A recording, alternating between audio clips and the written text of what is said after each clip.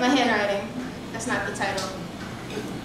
115 reasons. Wait, this is not a number poem. However, for the sake of literary merit, I know what periods are. I am choosing not to use them. And to show how much I not give a fuck, I've admitted with this prologue. 115 reasons my handwriting is sloppy.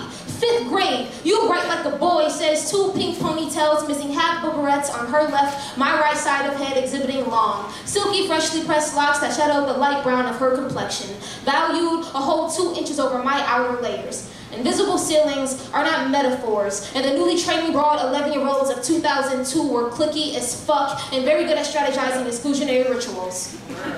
On that Thursday during homeroom, I dropped my paper at the wrong time and began my first act of radical self-love by writing in an identity no one else can understand unless I read it to them, too. Wait, there are no numbers. Forget that happened. Preeminent success, the easy route. You write like a doctor. My 11-year-old logic? Cool, so that's all I have to do? This was the first lesson I learned accidentally. Their words flowed the wrong octave, and I began believing all I had to do was what I was already good at in order to be successful. C, I was wrong. D, maybe I was right and I just don't know it yet. E, that's usually the case except when it's not. If you can write as fast as you can think, you can almost never forget anything. Writing fast, however, comes at a cost and makes your letters look lazy even though you've been working your ass off to get them all out of your body in an orderly fashion, even though their existence is the opposite of procrastination. But don't worry, this is not a preaching poem. I am choosing not to use imagery as a literary device to leave you, the listeners, longing for more. 5th grade, you write like a boy. A 2nd voice, yeah, Blackie, you write like a boy. A 3rd voice,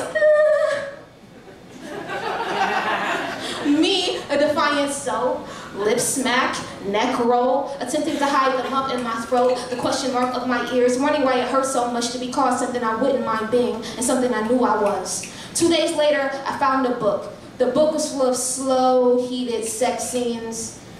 I became aroused and realized I was gonna die. That Saturday in 2002, I decided if I was gonna die, I was gonna be a writer. I took out a pen and began to write what I thought was the greatest thing I'd ever create. Let me read that snatches book. Me, a terrified trimmer, having the first 16 pages I'd ever written examined, like the metal detector entry before school. Oh, Shyla, you write like a doctor.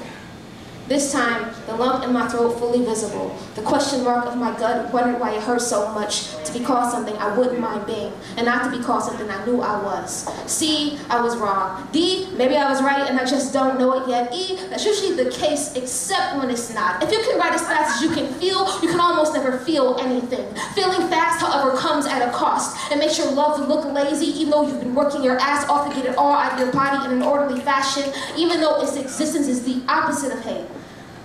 Don't worry, this is not a love poem. I am choosing not to hate everything as a literary device to leave you, the listeners, longing for more.